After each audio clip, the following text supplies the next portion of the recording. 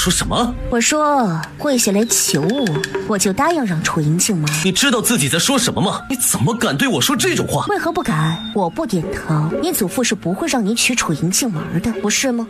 强扭的瓜不甜，圆房一事，从今往后我不会再提。你若不愿意为了楚莹跪下来求我，就可以走了。半个月前，我一剿匪归来，你就让祖父祖母轮番来逼迫我与你圆房。你以为我会相信你此时的话吗？信不信随你啊。但我原本以为你会为了楚莹可以舍弃一切啊，现在看来却不过如此。他杀气腾腾地丢下一句：“你别后悔”，就转身而去。是你别后悔，今日你出了这个门，我就不会再给你这样的机会了。而楚莹的肚子可等不了你太久。在我把莹儿娶进门之前，你若是敢把莹儿怀孕一事传扬出去，我这一辈子都不会原谅你。巧了，我这一辈子也绝对不会原谅你，所以我劝你最好把握住这唯一的一次机会。哦，莹儿已经怀上孙儿的骨肉了，求祖母成全孙儿跟莹儿。早在你与楚宁成亲之前，你祖父就当着皇上的面给了楚宁一个承诺，那便是他进门后，只要他不点头同意，你不仅不能纳妾，连暖床丫头都不能有，甚至你要是背着他去逛了青楼，你祖父都绝不会饶你。所以你要娶楚莹，只能想办法说服楚宁点头。祖母，孙儿想以平妻的身份娶莹儿进门，哪有把妻子送出府的道理？荒谬！而以我对你的了解，你会那般做，十有八九是受了他的挑唆。我以前算是看错他了，他也不是什么本分的。祖母有所不知，孙儿方才已经去见过楚宁了，也同他说了，只要他点头，孙儿今晚就会跟他圆房。但他不依不饶的要孙儿跪下求他，孙儿堂堂七尺男儿，哪里能跪他一介妇人呢？去把楚宁叫来。是。楚宁不来。是。大少奶奶说她知道老夫人您此时唤她过来是为哪般，她心意已决，若老夫人要替大少爷做主，迎楚二小姐进府，就请先替大少爷给她一封休书。他好大的胆子，他是以为他身后有皇上撑腰，我们不敢给他休书吗？祖母，休书是楚宁自己要的，皇上应该不会怪罪我们吧？你如果不想要世子之位了，现在就可以去写休书了。祖母，那我跟莹儿现在该怎么办？我倒是等得起，可莹儿肚子里的孩子等不……你要是等得起，就不会做出那种糊涂事了。你去楚家走一趟，把情况大致跟楚莹说一说，让他自个儿想办法。是。跟了我5年，这金簪是我赏你们的。你们是楚莹的人，卖身契也还在楚莹手里。现在你们可以收拾东西回楚莹身边去了。奴婢们不知做错了什么惹怒大小姐的事，还请大小姐明言。不过我今天让你们走，没有别的原因，只是不想要你们伺候了而已。滚！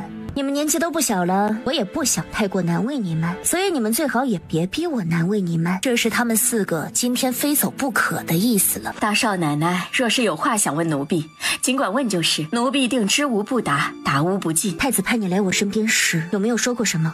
殿下说大少奶奶您很挑食，让奴婢务必尽快摸清大少奶奶的口味喜好，然后让大少奶奶每天都吃好吃饱。每天都吃好吃饱？大少奶奶也要让奴婢回殿下身边吗？这要取决于你们殿下。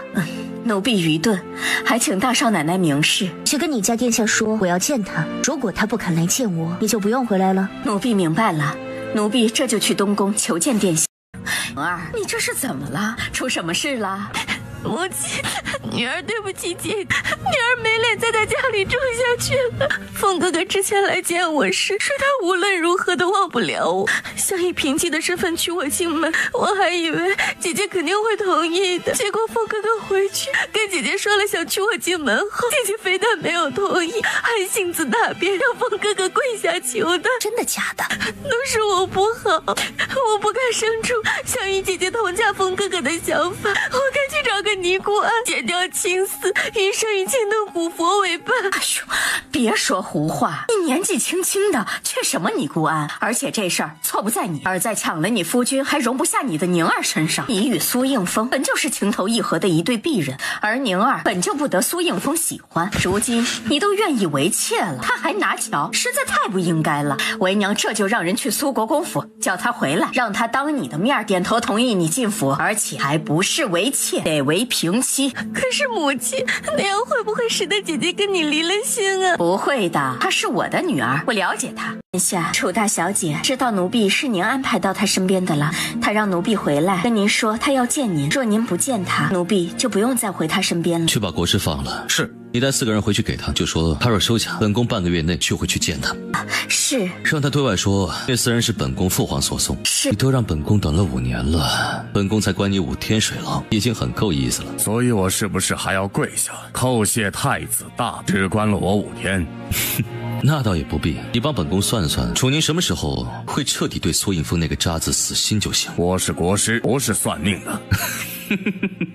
看来国师很中意本宫亲设的水牢呀，不若进去住满5年吧，未免国师寂寞，本宫还会让人去把你国师府里的小徒弟们全部。他找上你之日，便是他对苏应风死心之时。你确定？你之前说他会在本宫生辰那日来找本宫，结果却迟了整整5天。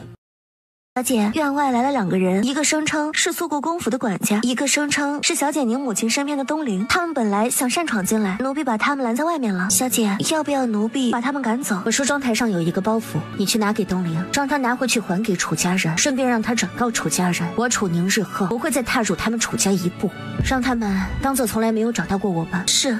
宁儿呢？奴婢没有见到大小姐，皇上给了大小姐4个丫鬟，大小姐让其中一个丫鬟把这个包袱交给奴婢，还让奴婢转告夫人，她以后不会再踏入楚家一步，请夫人当做从来没有找到过她。什么？宁儿当真说了不会再踏入楚家一步，还让我当做从来没有找到过她？可是母亲，姐姐若是真的想要跟我们断绝关系，该怎么办啊？不会的，她只是一时无法接受苏应风娶你，在胡闹罢了。等她气消了，母亲会亲自去。看来本宫来的不是时候。本宫这是太子，他们东陈国的太子这么不正经的吗？竟然大半夜的跑来有夫之妇的房间里。太子殿下这般直接坐到臣妇床上，不大合适吧？本宫还没上去，只是坐在床沿而已。你跟苏应风1没拜堂，2没圆房，你在本宫面前自称臣女即可。就算没拜堂没圆房，臣妇也是他名正言顺的夫人。太子殿下您这样坐在臣妇床上不合适。是床沿，本宫行事从来不管合不合适。还是说你希望本宫坐到位于你对面的软榻上去，把你看光？殿下你可以坐到外面去。本宫身体不好，坐不得硬凳子。你不是要见本宫吗？本宫现在来了，你可以开始说你为什么要见本宫了。殿下何其聪慧，应该已经知道臣妇为何要见您了吧？你想知道本宫为何要借父皇的手往你身边送厨娘，还想知道本宫为何要为你训练叶思叶想他们几个？是。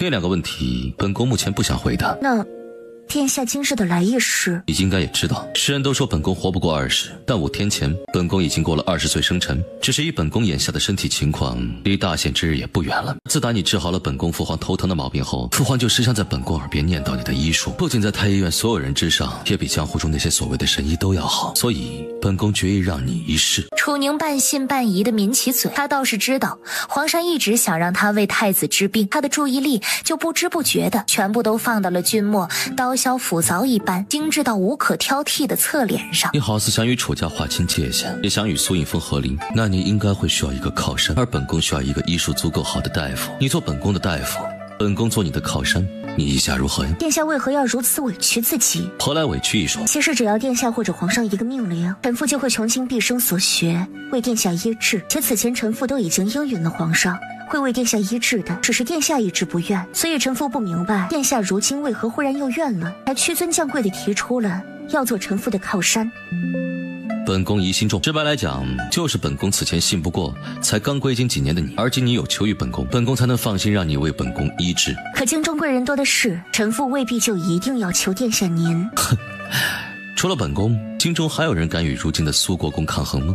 请殿下容臣妇把个脉。你这是愿意与本宫合作的意思？是15年了，他手指竟然还跟小时候一样柔软。而后他居高临下的看着他脸上那几道骇人的扭曲伤疤，右手是握得更紧了。他这几道疤是为了救苏应风而留的。苏应风那个渣子不仅忘了他，还一直在欺辱他。你想跟苏应风和离，只是因为他想娶楚莹，还跟楚莹珠胎暗结了。现在的我已经不爱他了，所以原因不重要了。君莫心下又是一阵激动，他就是想听他亲口说不爱苏应风了。殿下体内的毒早已经深入五脏六腑，牵一发而动全身，不好解。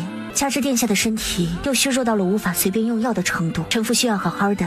因为这是合作关系了，往后你在我面前不用自称臣妇、臣女那些。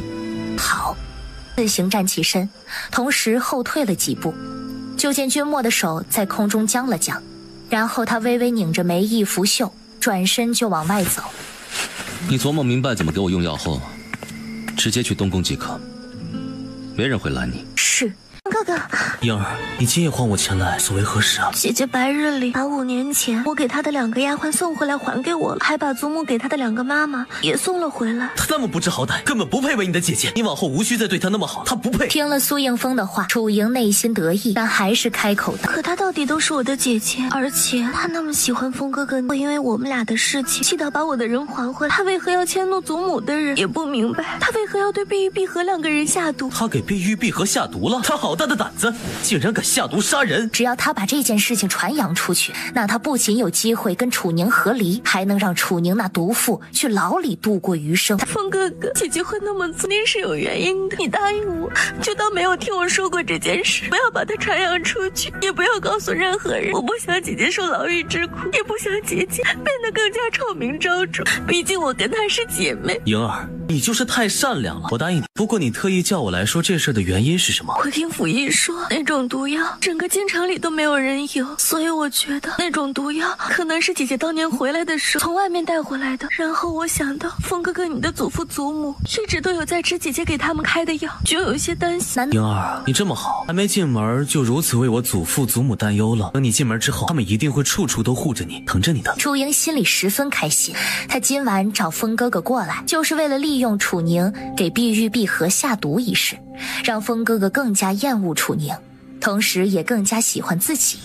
我祖母因为姐姐今日的行径勃然大怒，说不用等姐姐点头了，她明日要进宫去请皇后娘娘为我做主。楚莹也是本宫看着长大的，她与苏应风的感情之好，本宫也很清楚。但3年前皇上问苏应风是否愿意娶楚宁时，苏应风却说的是他愿意。当时皇上可没有让人拿刀架在他脖子上逼他，所以本宫觉得他对楚莹的感情也不过如此。更何况他答应了娶楚宁，却在大婚当天相继用破旧花轿和公鸡去羞辱楚宁，甚至还拿剿匪做幌子，撇下了楚宁整整3年。连本宫与皇上都因他的作为替楚宁动怒了，老夫人你们就一点也不生气，竟还想把楚莹也嫁给他。苏应风会那般对待楚宁，错并不在他，而在楚宁自身。楚宁不顾所有人反对，跟颖儿抢夫君的时候，就该知道会遭报应，那是他自作自受。可皇后娘娘你也知道，偏偏楚宁那个孽障还死活不同意他进门，而那个孽障不点头，苏国公那边又不会点头同意苏应风让颖儿进门，老身实在是没有办法了，才会进宫来求皇后娘娘您为颖儿做主的。请皇后娘娘看在颖儿对苏应风的一片痴情上，准许她以平妻的身份嫁给苏应风。楚老夫人如此偏爱楚莹，想来你们家旁人也是如此。本宫着实有些同情孤立无援的楚宁，故而在楚宁跟苏应风、楚莹3人的事情上，本宫会站在楚宁的身边。想来皇上也会如此，所以楚老夫人请回吧，本宫还要去与楚宁商量要事。皇后娘娘，楚宁眼下可是也在凤仪宫。说实在呢，还请皇后娘娘容老身与他当面说上几句。父楚宁参见皇后娘娘。起来吧。谢娘娘。楚宁见过楚老夫人。关于贵府小姐想以平妻身份嫁给我夫君这件事，楚老夫人其实该去找我夫君的祖父祖母商量，因为我已经跟他们说过了，只要他们让我夫君给我一封和离书就行了。你愿意跟苏应风和离？是，和离也好，迷途知返总比一错到底要好。就算日后没有人愿意再娶你啦，我们家也能养你一辈子的。早年我身中剧毒，浑身是伤时，家师都养了我7年。如今我身体已然大好，不再需要昂贵的药材解毒疗伤了，家师肯定愿意养我一辈子的，所以就不劳楚老夫人你们费心了。更何况我都已经说过，我不会再踏入你们楚家一步了。你是真的想跟苏应风和离？是的。那你可需要本宫皇上出面帮你。皇上日理万机，皇后娘娘您也要管理6宫，和离这种小事，臣妇不敢拿来麻烦您2位。你此前给安胜的祛疤膏是你做的吗？是。安胜用完你这祛疤膏后，脸上的伤疤已经淡化了4、5分，而在这之前，本宫与皇上已经为他寻了成千上万种祛疤膏，却都几乎没有效果。所以本宫不明白，你的医术明明都能好到做出效果这般好的祛疤膏了，为什么没有消除你自己脸上的伤痕？皇后娘娘有所不知，臣妇脸上这疤并非寻常的疤，暂时不能去除。而臣妇先前给安胜公主的祛疤膏，那是臣妇专门为安胜公主调配的，所以才会效果卓著。那么这祛疤膏你手里还有吗？有的，若不出差错，安胜公主用完这些祛疤膏之后，脸上的伤疤就能完全消失了。皇上，这是苏国公府的大少奶奶昨日让人送到太医院的药材清单，其上除去她以往要过的药材外，还多了一堆奇贵无比且带有毒性的药材。微臣等有些担心，特意拿来让皇上过目。他要带毒的药材做什么？按他的清单全部给他送去，要尽快。眯起眼。怎么？因为本宫要死了，所以本宫说的话不管用了？微臣不敢，微臣这就回去全部整理好，送往苏国公府。你身边的叶焕这2年一直在按他师傅的指示，用以毒攻毒的法子压制你体内的毒，而你在此之前从没有插手过跟楚宁有关的事。难道楚宁要的那些带毒的药材是要用在你身上的？你背着朕跟楚宁接触过了？楚宁又不是父皇的什么人，儿臣跟他接触没有事先知会父皇的必要。所以你真的已经跟他接触过了？他给你把过脉了？他怎么说？他说儿臣的毒早已深入5脏6腑，不好解，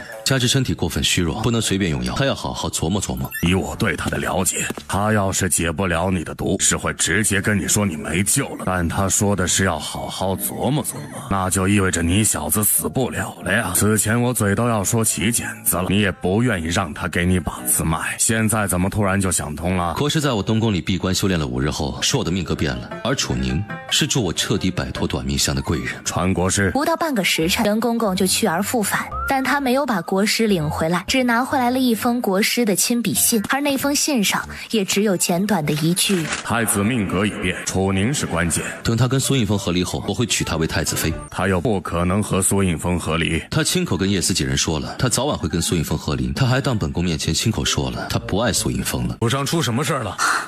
宁儿出了点事。楚离安脸色霎时变得有些不好看，连带着跟在他身后的兄弟3人也都瞬间变了脸色。难道他以往对上宁儿有关的事儿，也会生出这般明显的不想理会，且还夹杂着些许嫌弃厌烦的反应吗？楚宁出什么事了？他还能出什么事儿？肯定是苏应风回京之后又见过妹妹了，然后还没打消娶妹妹的念头，他不乐意妹妹进门，闹起来了呗。母亲，我没猜对吗？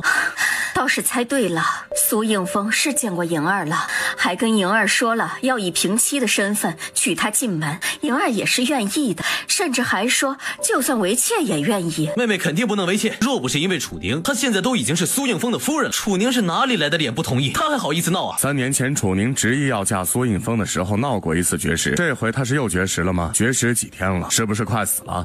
赫儿，她是你妹妹，你怎么能用这样一副她死了也无所谓的语气啊？莹儿这次没有闹，她只是把莹儿之前给她的碧玉璧盒，还有你们祖母给她的房妈妈、群妈妈都送回了我们府里而已，还说以后都再不会踏入我们楚家一步了。这不就是在闹？今早我去苏国公府见她，想跟她好好谈谈，恰逢素问姑姑奉皇后娘娘的命令到苏国公府接她入宫，她当时一脸漠然的唤我楚夫人。皇后召她入宫做甚？不知道，兴许是因为母亲今日进宫，去请皇后娘娘为莹儿做主了吧。夫人莫急，我稍后会让林儿去苏国公府走一趟，让宁儿今晚回家。没用，她不会回的。昨个儿我让东陵去苏国公府叫她回府，她都没有见东陵。那便先等上些时日，等他气消了，我们再与他好好谈谈吧。莹儿嫁入苏国公府一事，本来就是他介入了莹儿跟苏应风之间，他不答应也得答应，不答应也得答应。你们去见见宁儿就懂了。你去苏国公府一趟，让宁儿今晚务必回家一趟。哎，行吧。呀，苏国公府的大少奶奶来了。什么苏国公府的大少奶奶进了我们东宫，那就是我们的太子妃。赶紧的，把人请过来。叶焕师兄好。师兄，我师父是神医谷现任谷主。什么？你就是我师父口中那个被师叔藏起来，死活不让他见的小师妹？神医谷就我一个女弟子，应该是我。那你这5年前我立谷时，师父让我对外隐瞒实力跟出身，不然就不放我出谷。叶焕缓缓地眨了一下眼，在他那双清丽动人、仿佛会说话一般的眼睛的注视下，秒懂了他的暗示，当下就把想问的话压下去了。你是来给我施针的，还是来跟叶焕相认的？臣父自然是来给殿下施针的，跟叶焕师兄相认只是顺便。都说你在我面前不用自称那些虚的了。不早了，请殿下去躺下吧，我给殿下把个脉，就要开始施针了。期间他掉头看了叶焕一眼，眼里满是疑惑跟纳闷儿。叶焕当场就想扶额，就他所知，殿下之前去夜会他的时候，他就给殿下把过脉，想来他此时是在疑惑殿下的脉象怎么比当时更虚了，同时纳闷他是不是偷懒了，而殿下故意不吃不喝，可能就是为了在他面前装柔弱。叶思立刻把一个保养得十分好的锦盒放到了他的手上。这是做甚？帮殿下脱衣服呀。你要在何处施针？殿下背上。那你松手，我自己脱了衣服趴好就行。说是这次顺利，下次我得在殿下泡着药浴的情况下为殿下施针，所以他现在转过身去没有任何意义。泡药浴是要脱光？不用，上半身光着就成。好的银针一一扎到了相应的穴位，从背后到后颈，再到后脑勺，转眼的功夫，君莫背上就布满了密密麻麻的细小银针。小师妹好生厉害，下针的速度让我望尘莫及啊！殿下别忍着，吐出来。殿下听话，吐出来。几乎是他话音一落，君莫就趴到床沿，吐出了一口黑血。如何？你有几成把握能治好殿下？太子8岁时，师兄你才12、13岁。我要是没有猜错，当时为太子解毒疗伤的人是余年师伯吧？是。那师兄可有听师伯说起过当时的情况？师伯他为什么没有给太子把毒完全解了？小师妹，你通过把脉跟观察毒血，就知道殿下当年的情况了。我是到殿下身边4、5年之后，才慢慢摸清殿下身上当年发生了些什么的。然后我修书询问了我师父，之后他老人家特意赶来京城见了我一面。小殿下却在听了他的解释后，死活不愿意让他封死那些必须要封住才能彻底解毒的穴位。师父说他当时心想，屁大点的孩子说的话肯定做不了数，就打算直接弄晕小殿下开始解毒，因为他要是成了废人，一样会死。当时小殿下甚至还威胁师父说，师父要是擅自封了那些穴位，帮他把毒解了，那他醒来后能动了的第一件事就是自杀。他还能把他的死栽赃成我们药王谷的死法，让我们药王谷背上谋害太子的罪名。当时我师父还没有离开药王谷，担心累及大家，就去询问了当今皇上的意思。没想到当今皇上竟让他按小殿下的意思来。殿下当时才8岁，能做出那样的选择，就意味着他们皇家远没有外人看来那么和谐。小师妹，你可千万不要做皇家媳啊！我现在是有妇之夫，之后是下堂妇，不可能做皇家媳的。一来皇室的人不可能同意太子娶一个下堂妇做太子妃，二来死也不会为妾，所以师兄完全不用担心。想来师兄刚刚也从那毒血中闻出来了，太子体内有器官快要坏死了，而且很有可能还不止一处，那比我之前把脉得出的结论要严重得多，所以我没有绝对的把握，只能说尽全力一试。又听楚宁道，师兄，您采用以毒攻毒的法子为太子解毒的思路是对的，但太子的身体明显已经承受不起以毒攻毒所产生的负担了，所以得暂停，改用针灸来压制住大部分的毒，先帮太子调理一番身体，之后再视太子的身体情况来决定要不要继续以毒攻毒，以及如何以毒攻毒。太子每日的饮食也需要调整，之后我会拟一个食谱让叶思送过来。公爷，大少奶奶今日出门是去了东宫。东宫，楚宁到底还是跟太子扯上关系了吗？来人，去把大少爷唤来。是。我给你7天时间，7天之内你若不能哄好楚宁，跟楚宁把房圆了，我就会上折子请封应之为世子。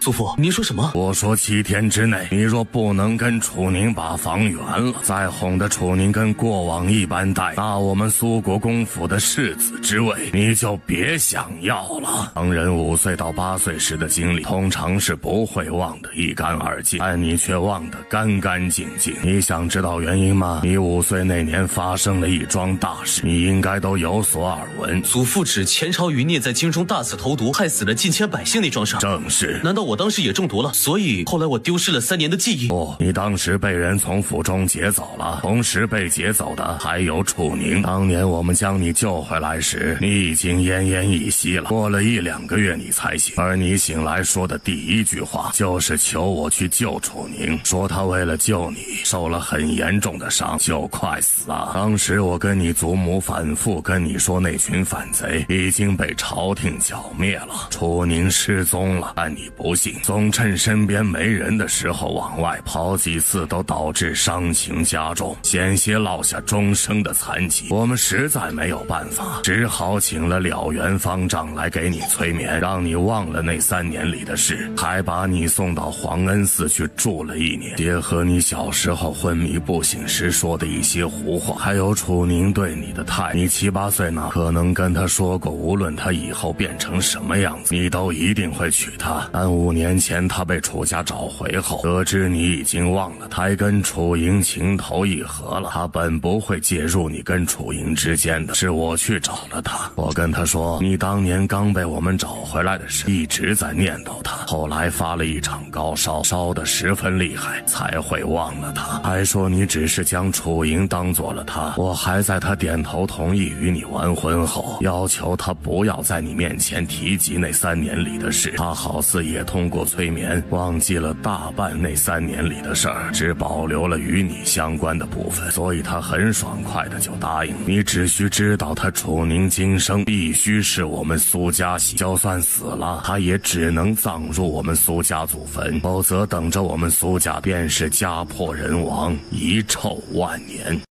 你方才仔细地闻了那毒血的味道后，脸色变了。可是我的情况很不妙，之前国师说我能活到25，你觉得我能吗？能。那我的性命就全权交给你了。以后你有任何需要用到我的地方，尽管开口。楚宁点了点头，没有说话。前世他即将入狱前，苏应风都写好给他的休书了。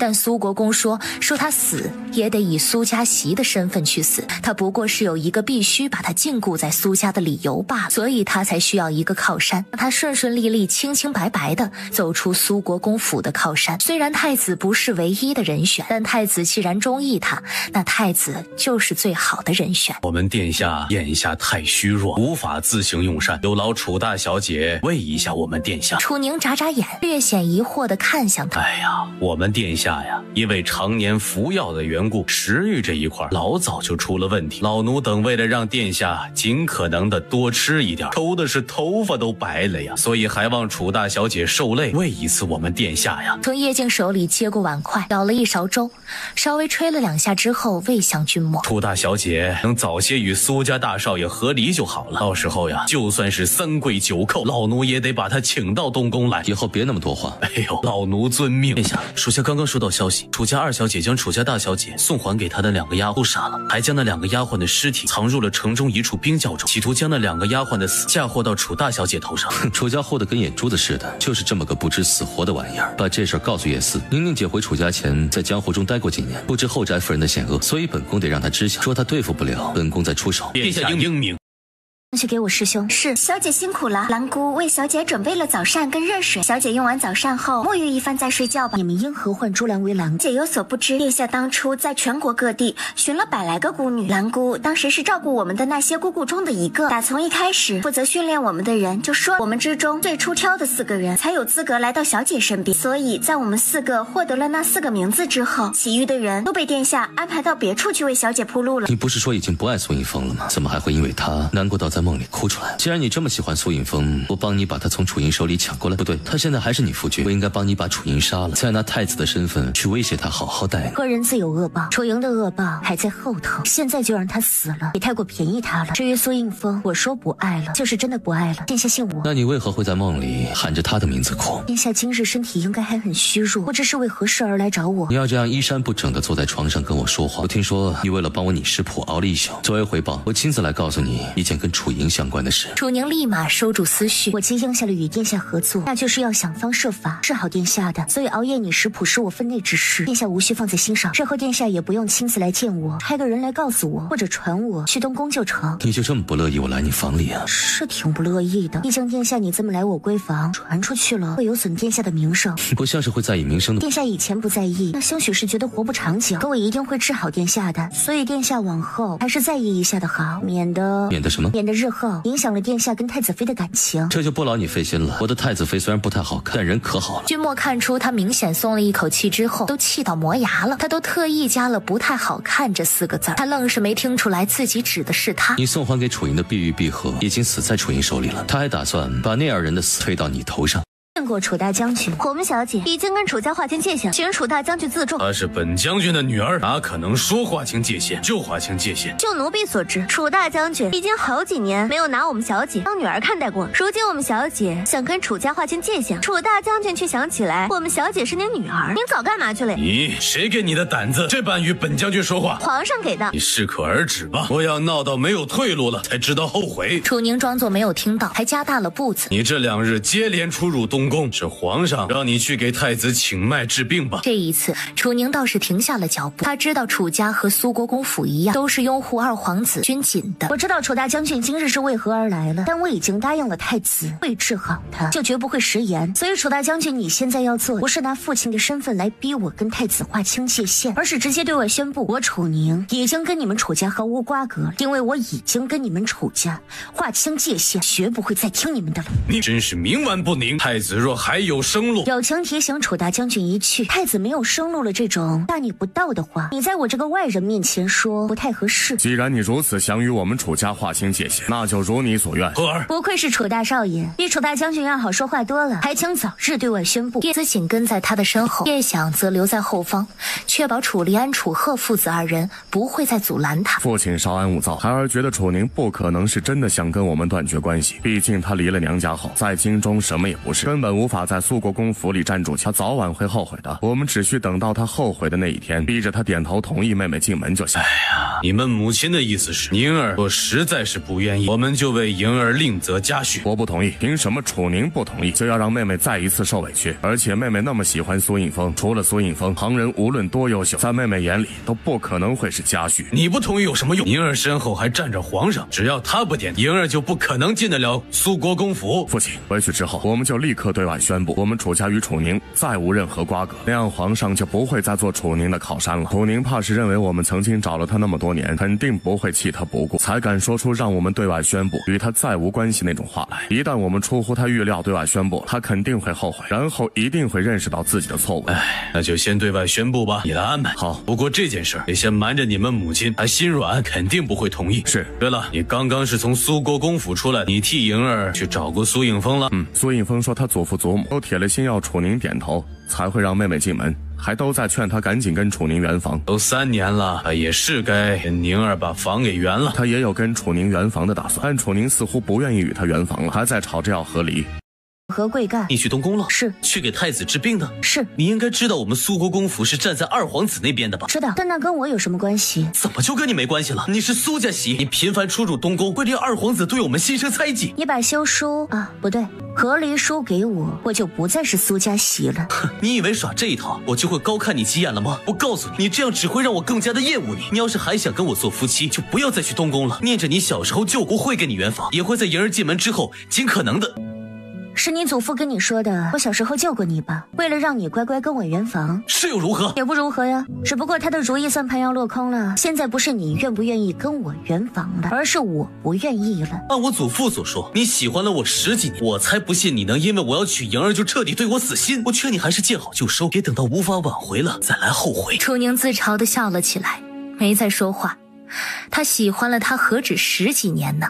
那是30多年。你别闹了行不行？我和你圆房，你点头让莹儿以平妻的身份进门，之后我不会再去旁人，只会一心一意的对你们姐妹俩好。晚了，莹儿到底是你妹妹，她都已经怀上我的孩子了，真忍心让她在娘家大了肚子遭世人非议吗？你跟她在床上翻滚的时候，怎么就没有想到过她可能会遭人非议呢？既然你都忍心，我有什么不忍心的？更何况，且不说我现在已经跟楚家断绝关系了，就算没有，她楚莹也不是我妹妹。你这话什么意思？你问楚家人去，我累了，没精神跟你多说废话。时已是虚时3刻，楚河安排人将他们辅国大将军府与楚宁断绝关系的消息放出去之后，不出1个时辰，就传遍了京城所有的酒楼妓馆。怎么会这么突然？我还打算等利用碧玉碧河的死，让苏国公夫妇把楚宁那个丑八怪赶出苏国公府之后，再来想办法斩断那个丑八怪跟楚家的关系。楚莹立刻就想到了他大哥，能对楚宁那个丑八怪那么决绝的，就只有大哥了。你去瞧瞧大哥还在不在府上？是，恭喜小姐。大哥，我刚刚从监制玉叶他们口中听说，今儿个城里人人都在谈论我们将军府对外宣布了跟姐姐断绝关系，那是真的吗？是真的。怎么会这么突然呢？是姐姐又做了什么惹怒父亲母亲的错事吗？他明知我们将军府是拥护二皇子的，还屡次跑去东宫为太子医治。明明就他那点医术，又不可能治得好太子。但父亲上门去规劝他，他非但不听，还十分嚣张地让父亲对外宣布跟他断绝关系。不过他到底是我们楚家的人，对外宣布断绝关系，也只是为了逼迫他点头同意你过门，并非真的要与他断绝关系。所以这件事，我给府里的人下了死命令，不许任何人告诉母亲。妹妹，你也莫要去母亲面前说道。我不会的。大哥，你昨日帮我去苏国公府跑腿，辛苦了。我特意做了一些糕点来犒劳大哥。大哥，你快尝尝。楚宁有莹儿3分好就好了。明天绣衣房的人会来府里，你们去知会绣衣房里的人一声，让他们明天把楚家对外宣布跟楚宁断绝关系那桩事情透露给母亲。事后母亲若迁怒于他们，我会承担他们的损失。是。楚家的事我已经知道了，无需理会。无需理会。意思你看中的不是楚宁身后的楚家，而是楚宁身上有其他的利用价值。我若看中的是楚宁楚家女的那层身份，换楚莹也是一样的。那我们就直接置之不理。现在京城已经有不少人在谈论我们几时会将楚宁扫地出门了。那就对外说，楚宁永远是我们苏家媳，我们绝不会因为她跟娘家的纠葛而抛弃她，或是轻看她。宫中，温岚因为楚家对外放出的那个消息，久违的去了御书房。那辅国大将军府里都是些什么人呢？楚宁被他们找回来之前，他们兴师动众，大张旗鼓，拿出倾家荡产的架势去满世界找人，让举国上下的人都以为他们对楚宁在乎的不得了。结果把人找回来之后，他们却又一味的护着那个当初他们随手捡回家来安抚于禁书的冒牌货，现如今还因为那个冒牌货要跟亲生的断绝关系。皇上，你当初就不该同意他们楚家对外宣布楚莹就是楚家养在外的双生女啊！是，那件事确实是我有失考量，你先冷静冷静。我冷静不了，楚宁小时候多可爱啊，在外那些年不知道吃了多少苦，才被人折腾成了现在这个样子。楚家人不心疼也就算了，还如此对待她，我都想认她做干女儿，给她个公主或者是郡主的身份了。别，千万别，你还是换个别的方法吧，比如多给她些赏赐，让人知道我们有多看重她，避免她受人欺负。臣妾的决定，皇上你果然都不会同意，但臣妾以为楚宁到底治好了皇上身上的一些顽疾，还眼看着就要治好安生脸上的伤疤了，皇上应该会待楚宁有所不同。是臣妾天真了，臣妾以后不会再来求皇上了。皇帝一脸的无奈，他求了吗？明明就没有。皇上，要不您也给楚大小姐送些赏赐去？你去按她的喜好挑些东西给她送去吧。是，不过皇上，楚大小姐过往的喜好那都是跟苏大少爷沾边的，现如今她不再喜欢苏大少爷了，老奴就有些摸不准她的喜好了呀。每次说要赏那丫头，那丫头都让她把打赏换成苏应峰那小子能用得上的东西。你让人去看看皇后给她送去了什么，依葫芦画瓢。是，多谢皇上指点，记得不能比皇后给的多。是。太后萧琼芳正在与安圣公主君冉说话，因为楚宁的除疤膏让她的宝贝孙女重获笑容了，她才对楚宁有了几分好感。也有了想了解一下楚宁的想法。太后娘娘，眼下京城里正好就有一件跟楚大小姐相关的事情，正传得沸沸扬扬的。辅国大将军府昨儿晚上突然对外放出了跟楚大小姐断绝关系的消息。断绝关系？为何？具体为何，没人知晓。但坊间有一个最有可能的传闻，那就是苏大少爷想以平妻的身份许楚二小姐进门，但楚大小姐不同意。楚家是为了逼迫楚大小姐同意才那般做的。去岁哀家寿辰时，太和国送来的夜明珠跟珍珠都很是不错，你去各挑上4、5个给楚宁送去。是，楚大小姐为安圣公主做的祛疤膏啊，不仅让公主脸上的疤痕淡化了许多，也让公主重新找回了笑容，还连带着让我们太后娘娘脸上也多了很多笑容。所以太后娘娘给的这些赏赐，苏大少奶奶您可必须得收下。太后娘娘说改日啊，请苏大少奶奶您进宫去给皇上请平安脉的时候，也顺便去寿安宫走一趟。这是要她去给太后请平安脉的意思。香的首饰珠宝、胭脂水粉、衣物鞋袜，以及一些京中贵女们喜欢的小玩意儿，再加上那位爷对她的心思，可她还在斟酌该怎么婉拒呢。哎呀，殿下此番给楚大小姐送来这些东西，一是因为楚大小姐为安圣公主做的祛疤膏使安圣公主重获了美貌和笑容，二是因为最是见不得旁人轻视她的人。楚大小姐可是觉得殿下给您送来的东西有些奇怪。不瞒楚大小姐啊，这些东西乃是我家殿下此前5年里断断续续买回东宫的，全是我们未来的太子妃喜欢的物件。但殿下说了，这些东西都要放旧，说等到太子妃进门了再送给太子妃，属实是有些拿不出手了。为免浪费，他就先全部送给与太子妃同为女子的楚大小姐您了，还望楚大小姐莫要嫌弃呀。心说，我不仅跟你们家太子妃同为女子，还是同一个人呢，但我并不想做你们家太子妃，好吗？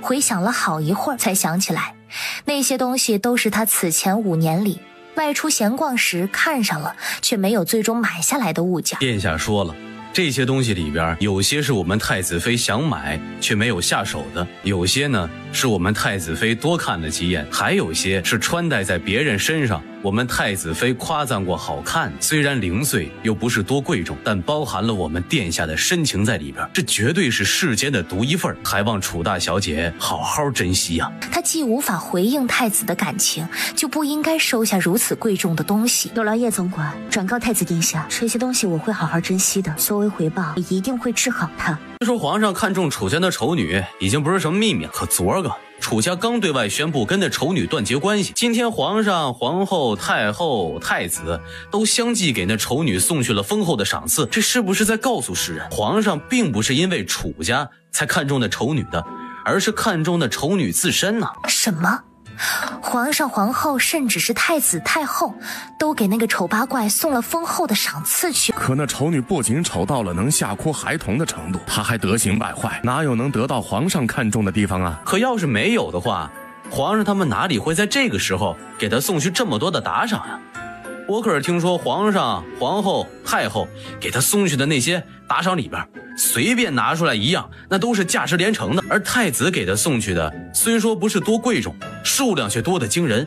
据说把他住的院子里都给摆满了。不愧是太子，出手就是大方。不过太子素来不是都喜欢跟皇上、皇后反着干吗？今儿怎么也跟皇上、皇后一起送了打赏给那楚宁啊？那个丑八怪凭什么能得皇上他们看重到这个地步？其实2年之前啊，我曾撞到过楚宁，当时我因为生意失利喝得酩酊大醉，撞到楚宁之后，我非但没道歉，还脱口骂了很多脏话，骂完我才认出来他是谁。当时我心里那个慌呀，我酒也当场就醒了，生怕他仗着娘家跟婆家的地位直接杀了我。但楚宁非但没生气，还给了我一粒所谓的解酒药丸，还说他观我面色，我肝不太好，不适合饮酒过度，劝我日后少喝酒来着。那解酒药丸你吃了吗？没吃啊，但后来有一次我又喝过头了，吐得昏天黑地呀，我突然想起来，就拿出来来吃了，吃完立马就输他了。药效那么好？是啊，最离奇的是，那之后过了半年，我因为肝附近那儿不舒服，卧床养了1个月。当时大夫说，我要是少喝点酒，就不用遭那通罪了。所以楚宁当时真的一眼就看穿你肝不好了。而且我当时问过那大夫，那大夫说，寻常的大夫是不可能在发病前半年就看出我肝不好来的，除非是医术相当顶尖的人，例如那些举世闻名的神医、医仙什么的。我去，这是说楚宁的医术已经到了神医医仙的程度。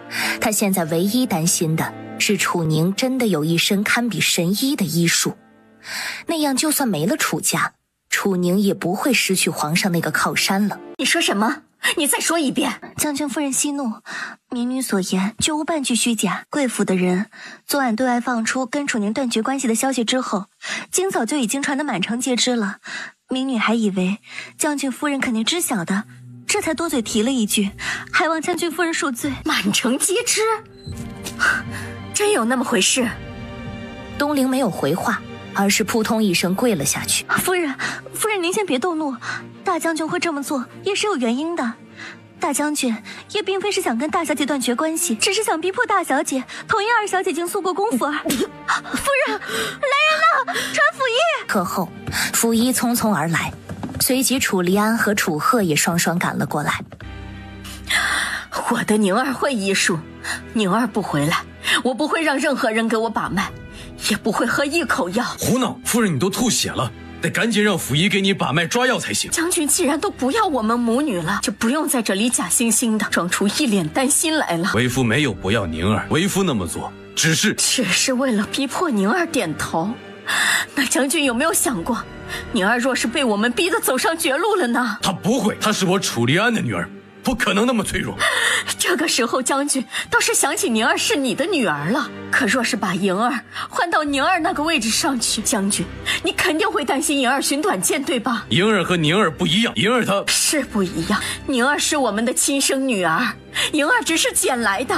你母亲那话没有别的意思，她只是被为父给气。父亲放心，莹儿知道母亲只是气头上随口说出了那话，但母亲那话是事实。父亲也确实不该为了我这个养女那般对姐姐。母亲你太过分了，一直以来都是楚宁在伤害妹妹，我跟父亲不过是按楚宁的意思对外宣布了跟她断绝关系，母亲竟然不问缘由就这般护着她，还将妹妹的出身挑在了人前。往后我不再认楚宁是我的妹妹了，我的妹妹只有莹儿一人。不自觉的又吐出了一大口血来，吓坏了他屋里的一群人。庆叔素来身体康健，今日会接连吐血，定是因为宁儿跟莹儿的事儿让他忧心过重了。正所谓心病还需心药医。东陵，你去苏沟公府将宁儿叫回来。可是祖母，我们都已经……你先给我闭嘴！静淑到底是宁儿的母亲，你与她说，静淑因为她的事儿接连吐了2次血，她定然会回来的。我们将军府跟你们绣衣坊合作也有些年头了，你们应该了解，我们对待敌人绝不会心慈手软，所以你们应该知道什么话能对外说，什么话不能对外说吧。老夫人放心，民女等什么也没有听见。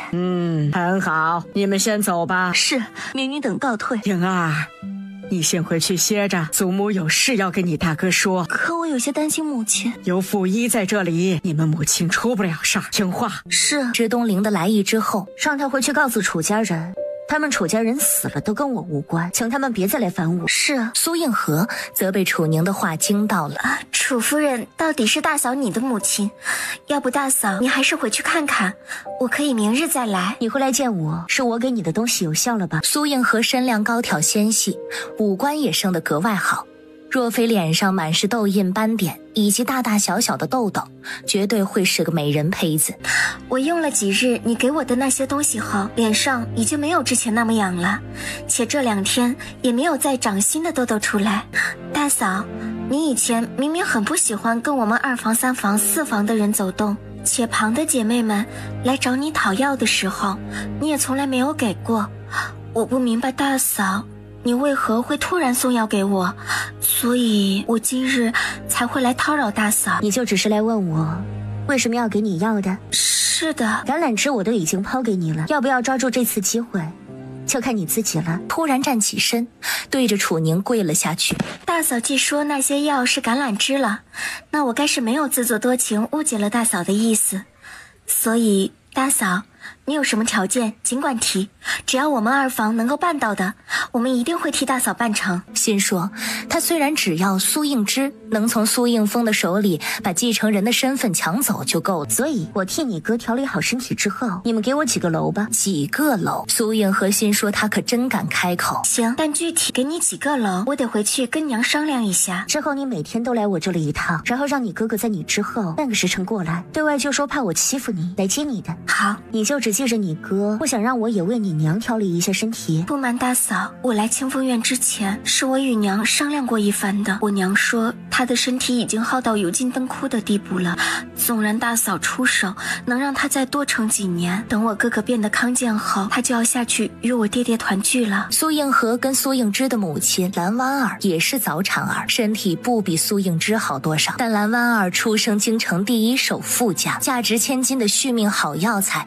用之不尽。这是我专门为你配的祛痘祛斑膏，你每晚睡前取适量涂抹于脸上，敷上一盏茶的时间再洗掉，然后按顺序使用了我先前给你的那些东西再睡觉。是，谢谢大嫂。不用谢，我帮你们也是有所求的，且也有所得。虽是如此，我还是要谢，因为大嫂你在晚些的时候对我抛出橄榄枝，我的婚事就要被祖母随便敲定了。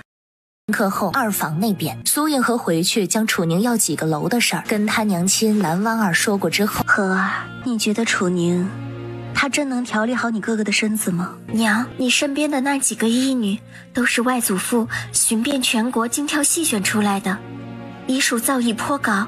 而此前我为了确认楚宁的医术深浅，特意在楚宁为祖父祖母施针的时间点，领着一个医女去看过。据那医女说，楚宁使的针为9转轮回针，乃是药王谷的镇谷之宝，只有药王谷里医术最顶尖的艺人才有资格持有。这么说来，楚宁并非师承名不见经传的江湖郎中，而是师承药王谷，且他的医术还是药王谷里最好的。我其实早就想请他来为娘和哥哥医治了，但他对大哥的心思，京城里无人不知，又素来对我们这几房的人抱有敌意，所以我才迟迟没有行动。不急于这一时，再等等，那就给他10个楼吧。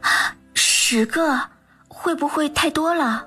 不多，为娘当初嫁进苏国公府的时候，带了一整条街的楼做嫁妆，给他10个，余下的也够你做嫁妆用了。那好吧，我差人去告诉他，让他从那条街上自个儿挑10个楼吧。大少奶奶让我给夫人带了一句话，大少奶奶还让奴婢单独跟夫人说。单独跟我说？大少奶奶让奴婢告诉夫人，二老爷当年并非死于草寇之手。什么？他还说了什么？什么也没说了，大少奶奶只说了那么一句，但大少奶奶特意嘱咐了奴婢，那句话只能说给夫人您一个人听，且说完之后绝对不能再对第2个人提起了，否则奴婢可能会给我们二房带来灭顶之灾。蓝湾儿倒吸了一口凉气，他夫君都已经死了快15年了，都这么长时间了，提起他夫君的死，都还是有可能会招来灭顶之灾。那意味着杀他夫君的人绝不是等闲之辈，但他必须得去见一见楚宁，让和儿安排一下，明天我要跟他一起去见楚宁。是。楚宁正在房里看归园街上所有的店铺。小姐可是前2天熬夜着凉了？我鲜少生病，应该只是有人在说我坏话。那小姐选出要哪10个楼了吗？我是大夫，一条街上跟医药相关的我都要了吧。苏应和母女来的时候，就把那10个楼的地契房契，以及那些楼里的长工短工的契书全部都带了过来。那10个楼加起来也能算得上是价值连城了，你们当真要给我这么多吗？对我而言，钱财只是身外之物，只要你能为和儿调理好皮肤，助之儿摆脱羸弱，别说只是10个楼了，再添10个楼给你，我都不会心疼。不愧是首富家的芊芊，够大方。我得单独跟你母亲聊几句。你昨晚让柳儿带给我的那句话，不知是何意？就是字面上的意思。二爷当年不是死在曹寇手里的。你有证据吗？没有，但我知道幕后凶手是谁。是谁？你知道了又能如何？杀人偿命，我自然要为亡夫报仇。怎么报？我观你面色，你已经是强弩之末，撑不了几个年头了。我身后还有，咱家绝不是那人的对手，都不是那人的对手。你在此时与我说那话的用意为何？俗话说，拿人的手短。我既拿了你10个楼，自然要干一点受得起那10个楼的事儿，比如让你打消求死之心。咱家再富有，也有诸多力所不能及的事。可苏国公就不一样了。苏国公府历经2朝，势力庞大，人脉广阔，对付那人胜算很大。蓝婉儿心下狠狠一惊。小姐，二房少爷来了，请他进来吧。是。大嫂。楚宁微微点头示意。期间，苏应之、苏应和、蓝婉儿3个人都直勾勾地盯着他。你的情况要比你们母亲好许多，我先为你施针半月，改善体质，之后再开方子为你调理。我娘不用施针吗？你娘要比你哥哥虚弱许多，得先调理一段时间，才能受得住施针。啊，让嫂嫂费心了。我是一定会跟苏应风和离的，所以往后私下里你直接叫我名字吧。那我往后唤你宁儿姐姐。可以，那你们先在此等上片刻，把上衣脱了吧。必须得脱吗？是。苏应之犹豫间没有动手，而楚宁已经转身去取针盒。大夫面前无男女，且我只是要你裸露上半身而已，又没有要你全裸。苏应之脸色微微一烫，这才慢慢吞吞地开始脱上衣。但楚宁与那些医女不同，她既是他的大嫂，又是想着苏应之就心跳如鼓。没有。施针改善人体质，那也的确只有我们药王谷的人会。楚宁这么说完，下了第1针，不痛，只是有些麻麻的。等楚宁在他前胸后背的20余处穴位上都扎了针。你比个姑娘家都还要害羞，以后可怎么娶妻生子？要意中人吗？大嫂怎么问我这个？你既有争夺那世子之位的心，就应该知道，等你身体恢复康健之后，你祖父会立刻为你安排一位足以跟苏国公府的世子相匹配的夫人。你若没有意中人，那就最好不过了。毕竟你祖父为你挑选的夫人，肯定不论是家世还是容貌都差不了。我有意中人。楚宁就转身取要同时使用的药去了，没有注意到苏应之看他的眼神儿，也没有注意到候在一旁的叶思看着苏应之眯起了眼。祖母，楚宁进来也太不像话了，不仅一直把大哥拒在门外，连您来了他都敢让您等这么久。再这么下去，他怕是都要爬到我们所有人头顶上去作威作福了。祖母，您可得让祖父好好管管楚宁才行，不然他都要把自己当成我们苏国公府的女主人了。我可不会承认他楚宁是我们苏国公府的女主人，我们苏国公府当家主母的位置只能是我嫂嫂的。等嫂嫂进了门，霞儿，宁儿才是你的嫂嫂。另外，就算宁儿同意了楚莹进门，楚莹也不可能成为我们苏国公府的当家主母，除非我死了。让个未婚先有孕的人做他们苏国公府的当家主母，萧文秀丢不起那个人。楚宁因为萧文秀那话略显嘲讽地勾了勾唇角，才慢悠悠地步入厅里。楚宁，你闹够了没有？楚宁挑挑眉，摆了一脸不明所以的表情。有道是浪子回头金不换，这2日风儿每日来清风院好几次，想与你抛弃前嫌，把房圆了，以后好好过日子。结果你不仅次次都让人把他拦在外面，甚至还让人对他动了手，实在是有些不知好歹了。你就不怕闹得太过，最后落个鸡飞蛋打吗？我读书少，不懂什么是浪子回头金不换，我只知道好马不吃回头草。你，另外，老夫人可能不知道，我是一个认准了某件事某个人就会一条道走到黑的人。从前我认定了苏应风，自然是什么事都愿意为他做，也可以为了他一忍再忍。但是如今我已经不要他了，那么无论他做出多大的改变，我都不会再多看他一眼，也绝不可能回头。你这是当真想跟风儿和离的意思？是。楚宁应得掷地有声，一侧苏应风眉心已经死死地拧了起来。对我有救命之恩，我绝不会与你和离。救命之恩？哥，那是什么时候的事儿啊？和离之事我倒是不急，来日方长嘛。但你家莹儿的肚子等不起啊！你要知道，我一日为你的夫人，你家莹儿就一日进不了苏国公府。等她肚子开始显怀，藏不住了时，你再来与我和离，可就晚了。最好见好就收。现在我还能原谅你，还能勉为其难的跟你好好过日子，好好待你。可你若是继续这般下去，谢谢啊，我不想跟你好好过日子，也不需要你好好待我，只求你能离我远一点，别老来清风院周围晃悠，烦人的很。楚宁，你别给脸不要脸啊！你当我哥喜欢来清风院啊？不过是我祖父逼着他跟你圆房罢了。你就算没有自知之明，也该有镜子吧？你去好好照一照你那副尊容。我要是长成你这样，我都不敢肖想我哥这样貌美如谪仙，还文武双全的男子。你倒好，耍尽手段才嫁给我哥，赢得我祖父撑腰，竟然还敢搁我哥面前拿枪！你信不信我哥立马给你一封休书，让你滚出我们苏国公府？你倒是让他给啊，我求之不得。你别后悔，你现在就去写一封休书给他，让他立刻马上滚出我们苏国公府。楚家那边现在可都已经对外宣布跟他断绝关系了，我看他能去哪儿，又能嚣张到几时？行了，你别在这儿给风儿添乱了，先回自个儿院子里待着去。祖母，我才没有给哥哥添乱呢。楚宁都摆出这副态度了，我们还留他在府里做什么？早日让他滚，就可以早日让嫂嫂进门，不是吗？霞儿，我已经说过了，你的嫂嫂是楚宁，也只会是楚宁。你再这么胡说八道下去，楚莹她都别想以小妾的身份进门了。夫人，你跟国公爷也就罢了，至少没有难为过我。可苏映霞却妥妥的就是白眼狼一枚呀！你说什么？你竟敢说我是白眼狼？你不是吗？还是说你觉得我没有花一点时间，没有用一点药材，就能空手套白狼的治好你原本坑洼不平的一张脸呢？我并没有那么觉得，但你是为了讨好我哥哥，自愿给我做的那些药，我又没有欠你什么。这我不否认，我以前为了讨好你哥哥，那是确实什么都愿意做，也确实是心甘情愿做药给你用的。但我都傻了4、5年了，没道理还要傻一辈子吧？这难得我终于不傻了，那我肯定不能再继续对白眼狼好了呀。所以你还是另请高明，为你继续调理皮肤吧。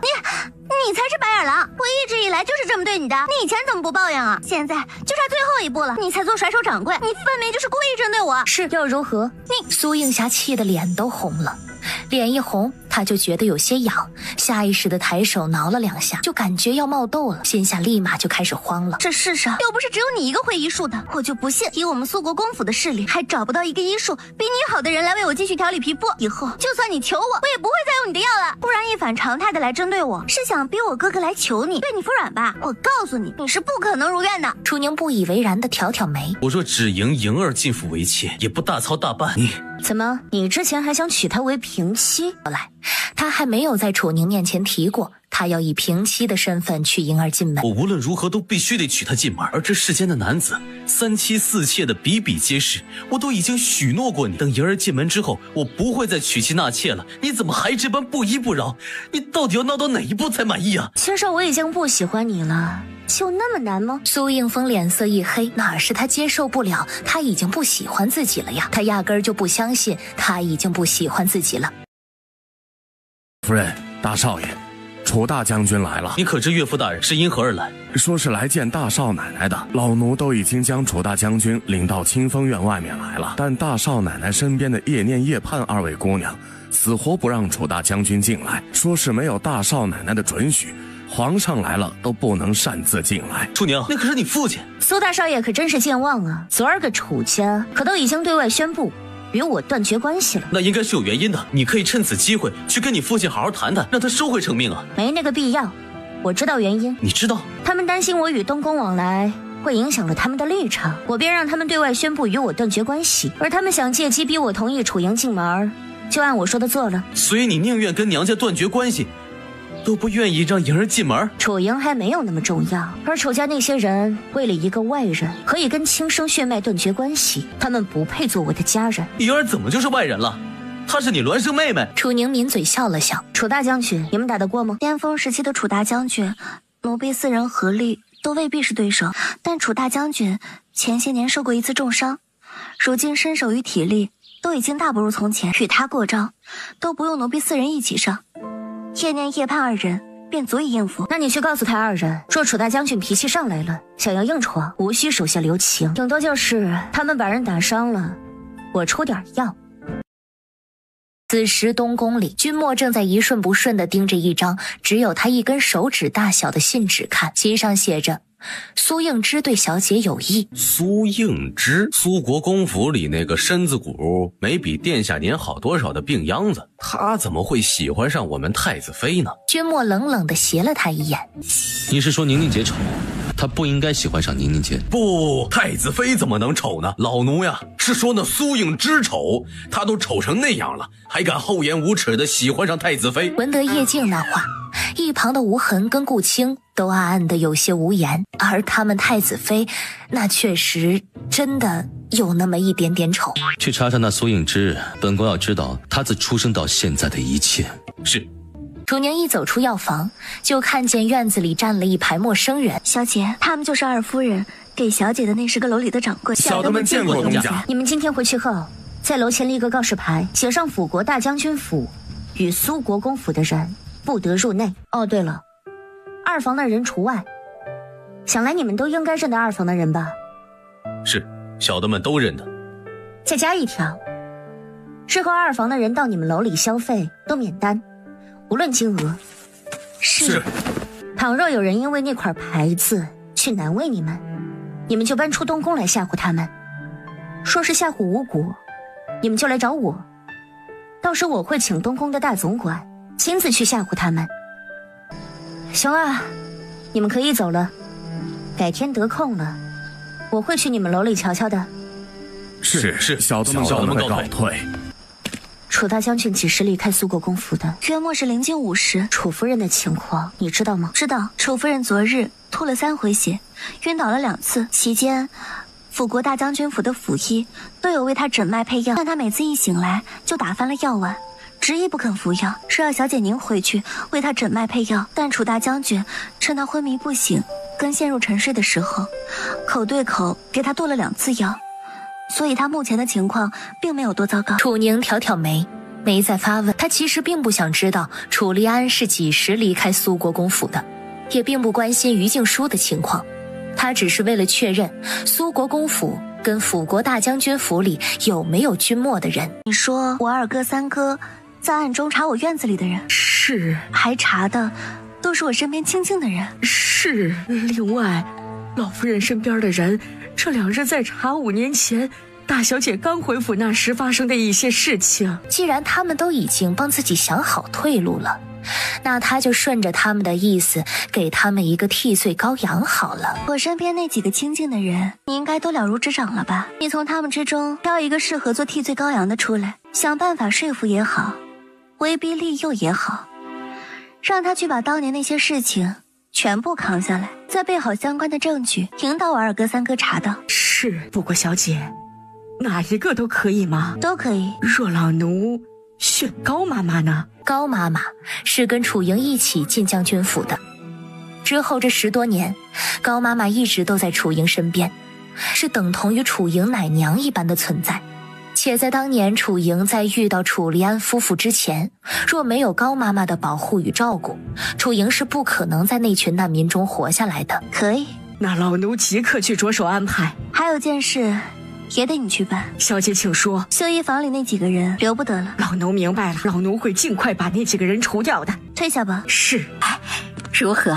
小姐同意我去帮她扛下那些事了吗？同意了。哎呦，那就好。明天天一亮，你们就持我信物去见永华公主，请她安排几位太医来府上为母亲医治。之后，你们去把碧玉碧荷的尸体弄回府里来，再把府医之前准备的药给用上。是。君莫昨个从无痕的口中得知，苏应之去清风院时，赤裸着上半身由楚宁施了针，而楚宁还饶有兴致地围着苏应之转悠了一圈，把苏应之裸露的上半身仔细地打量了一番，所以他今儿个是故意衣冠不整给他看的。你对我的身材还满意吗？楚宁眨眨眼。楚小姐可是现在就要开始帮殿下施针了，需要请您师兄过来给您打下手吗？不用，你还没有回答我的问题。以殿下的身体情况来说，殿下的身材已经算好了，但殿下的身材好坏与我并无任何关系，殿下为何要那般问我？你不是喜欢看男人的身体吗？我哪里喜欢了？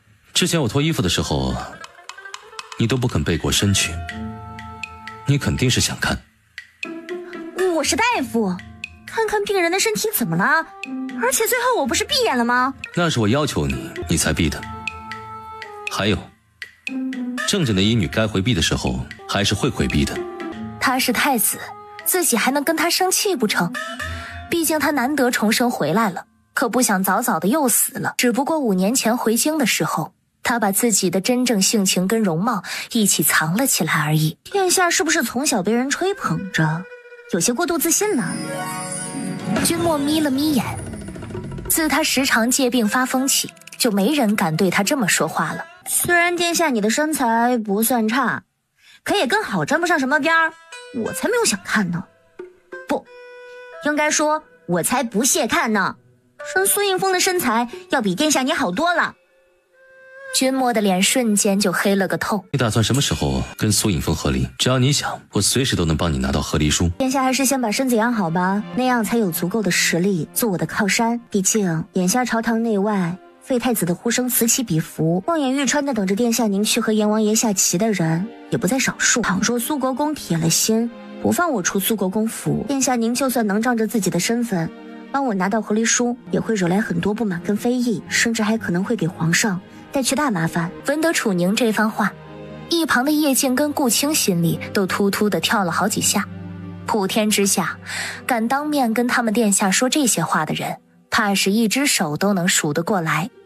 不愧是他们的太子妃，胆子够大。你是说苏国公那个老匹夫冒着与皇室翻脸的风险，也会把你绑在苏国公府里？是。原因你知道吗？不知道。君莫两眼又紧眯了几分，那就是苏敬周那老匹夫会逼着苏应风娶他的宁宁姐，是因为宁宁姐关乎他们苏国公府的兴亡。开始吧。楚宁有些一头雾水地看着他，心说他一个男人怎么能比女人还善变呢？师兄你来晚了，我都扎完了。没事，我就是来看结果的。反正你用的那套针法我也不太可能学会。勤能补拙，多看看多练练也就会了。那小师妹，你下次等我来了再开始。好。他喜欢自己，他不想做他的太子妃，也不可能做他的太子妃。我是大夫，天底下大夫多的是，你可以只做我的大夫。那不可能。虽然我也不是那种圣母心泛滥逢病人就上去医治的大夫，可要给什么人治病，选择权在我手里。就算您是太子，是我的合作伙伴，您也不能霸道不讲理的要求我只给您一个人医治。再者，除了殿下您跟苏国公府2房的人以外，我还经常会去给皇上请平安脉，且几日之后我还要去给太后请平安脉。殿下您是想让我不管您父皇跟皇祖母吗？我再说一句，你叔叔你都说多少句了？我也不是霸道不讲理的人，但有一点，往后你给男子施针看诊时，身边得有不下3个人陪同。也不想在这个时候跟他继续争辩，就点了点头。点完就看见他的唇角勾了勾，不由得也有些想笑。他还挺好哄的。此时辅国大将军府里，楚营的院中聚了一大群人，除去楚营本人跟他院里的人之外，还有孙瑜、楚立安夫妇、楚贺兄弟3人，数名太医以及京兆府的一群人。约莫1个时辰前，永华公主出面前来将军府的几名太医为于静书把脉诊断过后，楚营请求他们也为他院中的碧玉碧荷瞧瞧。可偏偏京兆府今日上门来跟楚立安询问一些事情，当时凑巧在附近，听到了那个丫鬟的惊叫，就直接跟着楚立安进了楚营院里。然后京兆尹不顾楚立安夫妇的阻拦，单独审问了楚营院中的丫鬟，完事儿就说要提审楚宁。但他们左等右等，没有等到京兆府的人把楚宁带来，反倒是等来了叶王。本王听说你院中出了命案，担忧你的安危，特意前来一看，你可安好啊？臣女无事，多谢殿下记挂。而君夜今年16，还小楚营2岁，却已倾慕楚营多年。京兆府的人也是楚营安排上门的，因为京兆府里有楚营的人，楚营想利用君夜对他的喜欢，借碧玉碧荷2人的死让楚宁下狱。顾统领可是押楚宁来的？顾青看了他一眼，直接无视了他的问题。末将见过叶王殿下。我大哥让你来的？正是，太子殿下让末将来转告叶王殿下，楚小姐是他的，请叶王殿下在不惊扰楚小姐的情况下，尽快把这桩涉及楚小姐的人命案查清，否则太子殿下就要请求皇上把叶王殿下发配去镇守边关。什么？大概让父皇把我发配去镇守边关？我既不能文又不能武的，我去镇守边关，大哥能睡得安稳啊？太子殿下本来就有数年没有睡安稳过了，可我朝那么多武将，哪里需要我一个废物皇子去镇守边关啊？我的叶王殿下，眼下的重点不是您要被发配去镇守边关，而是太子要保住楚宁那个杀人犯。顾青的身手在京城中那是数一数二的。詹大人，饭可以乱吃，话可不能乱说。你说楚小姐是杀人犯，可有确凿的证据啊？自然有，那2位死者被楚宁遣送回将军府来的那日，头上戴的簪子便是最好的证据。那也只是物证，人证呢？有人亲眼看见了楚小姐往那簪子上投毒吗？人证目前倒是没有，但本官审案多年，只要楚宁真杀了人，本官定能叫他认罪画押。没有人证，物证便很有可能是假的，是无法用来给人定罪的。詹大人最好三思再言，否则太子殿下的怒火，詹大人怕是承受不起。太子当真要保楚宁那个杀人犯？太子殿下的话，末将已经带到了，末将就先行告退了。话落，他转身便走，谁想京兆尹竟不依不饶地追了上来。站住！你把话说清楚了再走。詹大人最好留步，末将这剑乃皇上御赐，能斩所有对太子殿下不公之人。今日詹大人所言，末将会一字不差地转述给皇上与太子殿下，詹大人好自为之吧。那么做也是有原因的，只是以眼下的情况来看，他今儿想给楚宁定罪是不可能了。此时包括楚莹在内的一众楚家人都还没有回过神来。顾青是太子的左膀右臂，顾青在外所言便是太子所言，也就是说，顾青的那句楚小姐是他的人，绝对是出自太子之口。那等楚宁治好太子之后，再添一个太子做他的靠山，自己不就更没希望嫁给他的风哥哥了吗？不行，他一定要尽快除掉楚宁。詹大人，死者何在啊？在他们房中。先抬出来给本王看看吧。但他其实也有一技之长的，那就是验尸。小姐，尸体变了。小姐，那不是碧玉跟碧荷了？脸色陡然大变。楚大将军，这2位死者不是碧玉碧荷？不是。那他们姓甚名谁？末将不知啊。不知？是贵府丫鬟太多，将军认不全，还是说他们并非你们府上的丫鬟？他们不是我们府上的丫鬟。那他们怎会出现在碧玉碧荷2人的房中啊？楚离安答不上来，便看向了楚莹。莹儿，这是怎么一回事？女儿也不知道这是怎么回事。女儿此前一直有让人细心照料碧玉碧荷他们的，前面还特意请了那几位太医为他们医治，然后金枝玉叶就说他们死了。听到这儿，金枝玉叶的腿一软，双双跪了下去。楚夫人凶楚莹小姐作甚？人又不是她杀的。不知为何，他有种今日的事儿是莹儿设来对付宁儿的一个局的直觉。因为他此前曾私下找府医问过，碧玉碧荷2人所中之毒虽然刁钻霸道，但只要细心照顾，人是死不了的。詹大人，带着2个丫鬟下去，分开审问，务必让他们把事情吐出来。是。母亲，女儿真的不知道这是怎么一回事。楚恋、楚林兄弟2人更是直接走过去，开始安慰楚莹了。但孙瑜站着没动。要知道，以往楚莹眼睛一红，他可是最先跳脚的一个，因此楚离安多看了他2眼。楚离安身为屡次上过战场的大将军，一旦对某件事情、某个人生出了怀疑，就一定会紧咬着不放。此时东宫里头，楚宁正在君莫寝殿里，跟君莫对坐着用膳，由叶静一块一勺的慢慢的喂着。叶总管，你家太子殿下以往吃的都很少吗？哎呦，那可不是一般的少，我们东宫的野猫都比殿下吃的多。楚宁微微挑着眉腹诽，除去吃的少，我们殿下这几年睡也睡不好。今儿多亏了楚小姐，我们殿下睡了个难得的酒觉，胃口才能如此的好呀。他也没有睡几个时辰，还装睡来着，哪里算是酒觉了？我没有装睡。殿下，你看我会信你吗？我也就装了那么片刻。叶总管，你想让你们家殿下睡好，其实很简单，找个姑娘来抓着他的手就成。他敢？本宫的手，那是什么姑娘都能抓的吗？姑娘不行啊，那换成美夫人吧。本宫不喜欢美的。再说，他怕是要当场对自己表明心意了。拜某人所赐，本宫眼光变得十分之特别，一直没有相中合眼的姑娘，导致房间都有不少人在传本宫不好女色，喜男色了。甚至还有人说，本宫至今未娶妻纳妾，是因为已经病到心有余而力不足的地步了。所以等本宫身子好一些后，本宫定会找那某人负责。所以那某人是他呗？但他不是已经在负责了吗？自己一定会治好他的。殿下，食不言，寝不语。不是你起的头吗？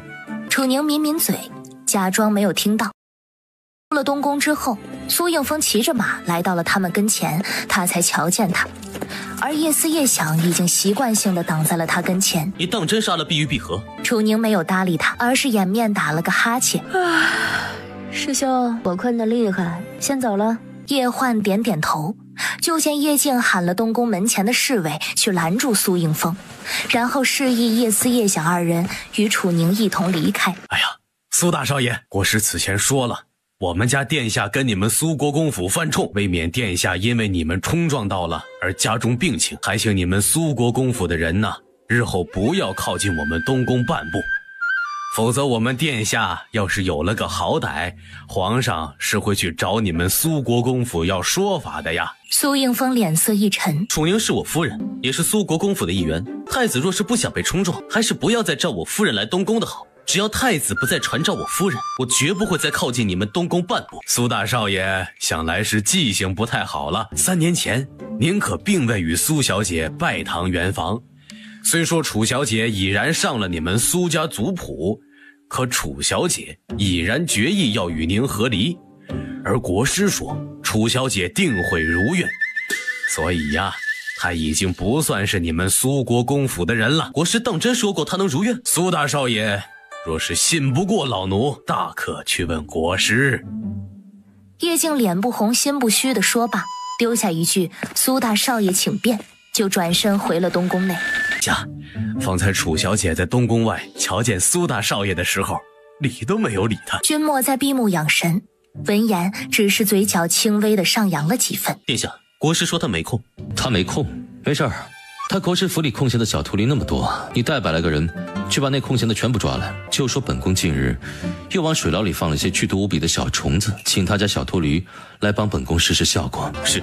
但他点完人，领着人走出东宫大门，就看见了国师府的马车，就看见了他跟他身后浩浩荡荡的一群人。不愧是国师大人，您定是掐指算到了我们殿下会来这么一出，才来我们东宫的吧？离尘没有搭理他，带着一身寒气，杀气凛凛地走进了东宫。殿下可真能耐，回回就只那一招，东陈国的未来堪忧啊！一招就能屡试不爽，为何还要费神想新招呀？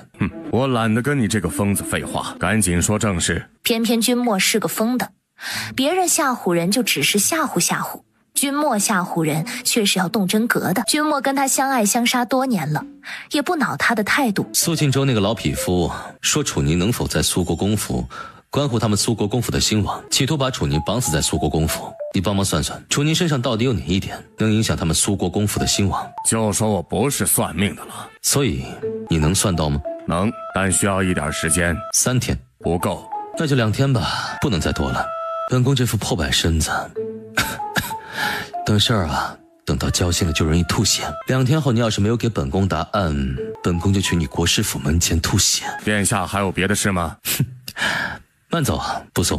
母亲，女儿不知道金枝玉叶会做那种事，女儿之后会去苏国公府跟姐姐赔不是的。母亲，你别生女儿的气好不好？于静书深深地看了他2眼，没有说话。父亲，莹儿真的好不知情啊。你们母亲也没认为你知情，她只是身子不舒服，有挂念宁儿罢了。为父啊，先送她回去歇着。楚莹有些不可置信地看着话落就急急追了出去的楚离安。放在从前，父亲母亲定不会就这么离开他的院子，定会好好安抚他一通的。妹妹莫要多想，父亲这2日一方面是忧心母亲的身体，另一方面还在气恼楚宁，所以才没有顾得上安抚妹妹你的。二哥说的对，我们都是相信妹妹你的。妹妹，你肯定不知道金枝玉叶2人的所作所为都是楚宁不好，若不是他给碧玉碧荷下了毒，就不会有今日这桩事情。回头呀，我定要去肃国公府把他拎来，给你赔不是。楚贺听了楚林那话是直皱眉，这让他突然意识到，他们一直以来对待楚宁的态度有多么的离谱。可能楚宁什么都没有做，只是被人强行的牵扯进了某个事件中，他们就会笃定的认为牵起那个事端的人是楚宁。莲儿、灵儿，你们好好陪陪莹儿。贺儿，你送我回去。是。但楚莹却不可置信的来回看了孙瑜和楚贺好几眼。祖母跟大哥明明是最疼他的了，竟然什么都没有跟他说，就这样撇下他走了。今日辅国大将军府里的事，你们应该已经知道详细情况了吧？跟我说道说道。宁一开口，他就立刻把事情一五一十的说了。我要看看那2具尸体。死了数日的人，即便是存放在冰窖里，也绝对骗不过太医。她们是宫里的宫女，因为看到了不该知道的事情，被人灭了口。殿下留着他们的尸体有用，已经把他们藏在一处冰窖中许久了。然后属下先前见到他们的时候，他们还没有此时这般的鲜活，就蹲下去十分仔细地检查起了那2具尸体。等了约莫1刻钟的时间，2条瓜子儿那么大的白色虫子从那2具尸体的鼻子里爬了出来。这个是尸蚕，是一种蛊，将它放在尸体边上，它们就会爬到尸体体内去，而它们体内的蛊毒能使那尸体在12时辰之内焕发活力。世上竟还有这么神奇的东西。通常来说，尸蚕是不会进入活人体内的，但是只要在活人身上放一些药盐，就能将它引入活人体内。比如在活人身上撒我引他们出来用的那个药水，而他们进入活人体内之后，会起到进入死人体内的相反效果，且时效长达7天。若是有2条同时进入了一个活人体内，时效还能翻好几倍。楚莹这次的算计虽然没有得手，打的却是让我入狱，甚至是取我性命的算盘。你们去把这个药水洒在他的衣服上，再把尸蚕放到他身边。好。相反的效果应该是能让活人变得像死人一样憔悴害人吧。那楚莹成天说他们小姐是丑八怪，就该让他感受一下变成丑八怪的滋味。因此这件事儿他都没有假手于他人，直接自己去了辅国大将军府。他万万没想到会撞见楚莹跟苏应风搂抱在一起的场面，当场就差点咬碎一口牙。这个渣男。莹儿，你相信我，我这几天夜里没有来见你，实在是终日被我祖父祖母逼着跟楚宁圆房分身乏术，我时时刻刻都在想你，想我们的孩子呢。我当然是相信风哥哥你的，可是我心里很不安，我今天都开始想吐了，再耽搁下去很有可能会被人看出端倪的。所以风哥哥，你早些娶我过门好不好？好啊，当然好了，我恨不得明天就娶你过门。但莹儿你也知道，我有无法放弃世子之位的理由，而我祖父祖母都咬死了必须楚宁点头我才能娶你进门。所以莹儿，你能不能先嫁我为妾？为妾？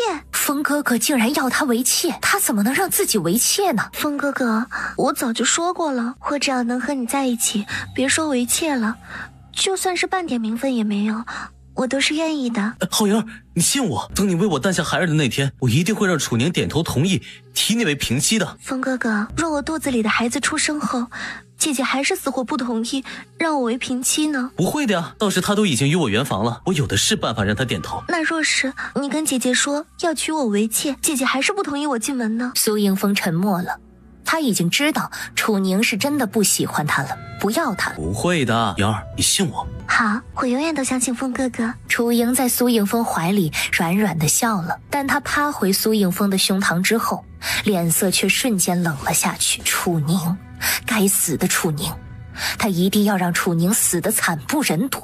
叶王殿下来了。楚家那边怎么样了？回殿下，楚家那边的人发现尸体不是碧玉璧合之后，叶王殿下让人审了金枝玉叶。金枝玉叶该是受到了楚二小姐的指示，把事情揽到了他们自己头上。那2人说，他们每日看着中毒后的碧玉璧合生不如死的煎熬，对给碧玉璧合下毒的楚小姐心生怨恨，就在昨晚把碧玉璧合送出了将军府，另外找了2具尸体来，企图构陷楚小姐。哪知他们找来尸体的人没有按他们的要求刮花那2具尸体的脸。之后京兆尹在征得叶王殿下的同意之后，把金枝玉叶2人下狱了。没了。之后叶王殿下就来东宫了。案子结得如此虎头蛇尾，他还敢来？胆子挺肥的。本宫方才与国师说话累着了，让老六先搁院子里头等着吧。是。大哥让我在院子里等，他东宫这么大，偏殿那么多，随便找个地方让我待着等，不都可以吗？为什么要我在院子里头晒着太阳等啊？叶总管，大哥他是不是对我办出来的结果不满意啊？我明明都用最快的速度把案子了结了呀！啊，不对，我明明都还没有把案情和结果告诉你们呀！叶总管，你老实告诉我，辅国大将军府里是不是有你们的东宫的人啊？叶王殿下，我们太子殿下近来得楚小姐换了新的治疗方法，身子呀越发虚弱了，一旦累着了，不睡上半日是醒不来的。所以呀，叶王殿下您还是少说点话为妙，免得等下口渴难挨呀！是什么？大哥让我搁这晒着太阳等他，完事还水都不给我喝一口，太过分了！我要进宫去跟父皇告状。老奴劝叶王殿下三思，皇上要是知道您今日把我们太子殿下交给您的案子给办砸了，您却还不知道砸在哪儿，定然会罚您更重的。君夜心里一咯噔，他把案子办砸了？不可能啊！那2个丫头明明全部都招认了呀！他还从自个儿府里挑了2个丫鬟去送给楚二小姐以作安抚，然后他还好好的宽慰了楚大将军夫妇。属下刚刚收到消息，金枝玉叶在狱中自尽了。小小一个金兆尹，胆子比老六都大，他是当本宫已经死了吗？殿下息怒。顾谦，去把金兆尹请到水牢住上3日，再去大理寺传本宫口谕，限他们3日之内把金兆尹的底给本宫查清。是。顾清应的那叫一个激动，殿下可终于收拾金兆尹了。他倒要看看往后朝中谁还敢给他脸色看。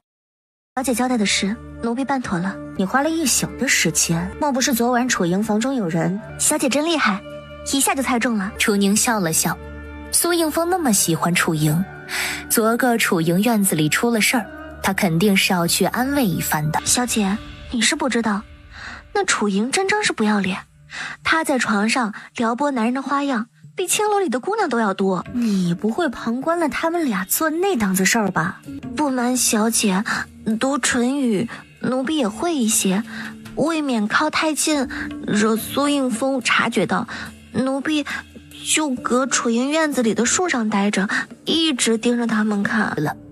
最重要的是，他并不想知道苏应风跟楚营会说些什么。不过，楚营一个深闺小姐，跟苏应风幽会，却窗也不关，那说明楚营院子里的人全都是楚营信得过的。去查查楚营院子里的人的底细，特别是那几个老妈子。是，小姐，这是永华公主府的人送来的。永华公主。楚宁皱了皱眉，直觉这又是楚营用来对付他的局。因为永华公主跟楚营的感情十分的好，想到这儿，楚宁才打开请柬来看，是邀请她明日去永华公主府出席赏花宴的。小姐，据奴婢所知，永华公主以前从不曾邀请过小姐去她府中，还每见到小姐都对小姐横眉竖眼，冷嘲热讽的。要不要奴婢把这封请柬给退回去？不用，你的狩猎搁楚营院子里熬了一宿，我们得去看看楚营的笑话，才不算亏啊。明日若有人为难小姐，无论是什么身份，奴婢都会把对方打趴下的。奴婢绝不会让小姐受半分委屈跟羞辱的。楚营笑了笑，没有说话。委屈羞辱什么的，其实只要自己不在意，也就毫无杀伤力了。皇上，叶王殿下求见。他这个时候跑来，不会跟那群老东西一样，是来弹劾他大哥的吧？老奴不知，但老奴听说叶王殿下昨儿个去东宫的时候，被太子殿下撂在院里头晒太阳站了好几个时辰，被叶静送出东宫的时候都气到骂骂咧咧的了，还说太子殿下以后求着见他，他都不乐意见太子殿下了。本事不见长，脾气倒是长了不少。让他进来吧，朕倒要看看他今天要说点什么。是。一进去，君夜就端端正正的跪到了皇上的御桌前。父皇，大哥这次实在是太过分了。人家安大人好歹也是3品官员，他毫无缘由的就把人抓到他东宫水牢里头去关着了。他这什么无王法、知法犯法、残害忠良啊！还有吗？继续说。有，昨日辅国大将军府出了人命案，儿臣以金兆木的身份前去，还没开始查呢，大哥就护着嫌疑犯楚宁，还说楚宁是他的人，不许儿臣惊扰楚宁。儿臣可都照着他说的做了，也完美的把案子解决了。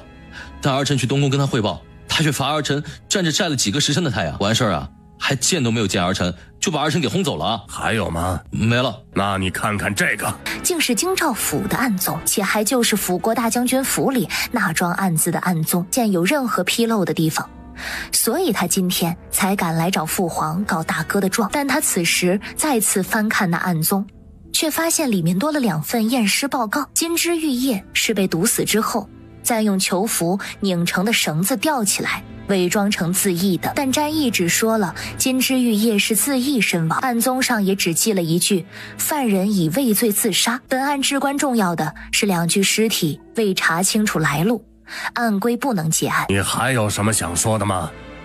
没了。没了就滚吧，朕今天心情很不好，没工夫教训你。是，儿臣告退。太子今日身子如何？气色还是不如从前，但胃口还是很好，只是吃了还是会吐。不过太子殿下说他这几日身子比从前轻快了不少。他惦记了楚宁那么些年，只要能见到楚宁，就算没有半分好转，他身子也会变得轻快不少。罢了，眼下除了相信楚宁那丫头的医术，也没有别的法子了。皇上说的是，那个丑八怪今天是吃错药了吧，竟然敢朝我们走过来了。哎，估计是被娘家公开宣布断绝关系受刺激了吧。哎，他也怪可怜的。天，你看他身上穿的衣裳，那是霓裳楼前几天出的新款吧？据说得好几百两银子呢，好些人都瞧上了，但要么是不舍得买，要么就是怕遭人非议不敢买，竟然被楚宁买了。真是那套吗？会不会是你认错了？哎，真的是那套，我之前也在霓裳楼看到了。可楚宁都被娘家抛弃了，又不得苏大少爷喜欢，他哪来那么多银子买的呀？哎呀，那不重要，重要的是那么好看的衣裳穿他身上实在是暴殄天物啊。是啊，换个人穿那套啊，绝对会美若天仙。比如他妹妹楚莹，可穿他身上他还是丑得吓人，哎，实在是浪费了。楚宁毫无波澜地听到这儿，我身上穿的这套衣裳真是他们口中那款价值几百两的。奴婢不知道，这是殿下京城让人送来的。楚宁无语，所以如果是的话，君莫就是花了几百两从他的楼里买了一套衣裳来送给他。楚二小姐来了。他循声看去，就见楚莹今日戴了个白色斗笠，身上则穿着一套跟他一样的衣裳。霓裳楼每月的压轴新款，不是都只会出一套吗？哎，怎么楚二小姐也穿了那一款啊？霓裳楼的压轴新款只做一套，已经是延续了很多年的传统了，所以她们姐妹俩身上肯定只有一套是真的。那肯定是楚二小姐上穿的是真的吧？毕竟楚二小姐时常穿霓裳楼的各种新款，而楚宁那个丑八怪连最初被楚家找回来的时候都没有穿过霓裳楼的衣裳，更别说他如今啊，不仅被娘家抛弃了，还始终没得到苏大少爷喜欢。加之3年前他出嫁的时候，楚家半分嫁妆都没有给他，他肯定是没有银子买那么贵的衣裳首饰的。我也那么觉得。那这下可有好戏看了。楚二小姐虽然很好说话，但与楚二小姐交好的那几位可不是那么好说话的主，他们肯定容不下楚宁这般来当众恶心楚二小姐。说曹操，曹操就到。那一众小姐们交头接耳的议论到这儿，就看见苏映霞飞快地跑进院内，径直冲向了楚莹。因为不论是楚莹还是苏映霞，戴着斗笠都飘然若仙，好看得要命。苏大小姐穿的那套也是霓裳楼的，要100多两银子呢。我听说呀，帮苏大小姐调理好皮肤的人是楚宁。真的假的？楚宁会医术？据说苏国公府夫妇的身体也是楚宁调理好的，然后楚宁啊还在为皇上调理身体，所以皇上、皇后、太后啊，他们此前才会在辅国大将军府对外宣布跟楚宁断绝关系之后，赏了楚宁那么多东西。竟有这样的事，那楚宁可真是人不可貌相啊！这些个除了琴棋书画诗词歌赋就什么也不会了的庸脂俗粉，总算是知道他们小姐的厉害了。你怎么会在这里？你还穿得跟妍儿姐姐一样，这个款式霓裳楼里可是不会出第2套的。你是从哪里弄来的赝品？又是何居心？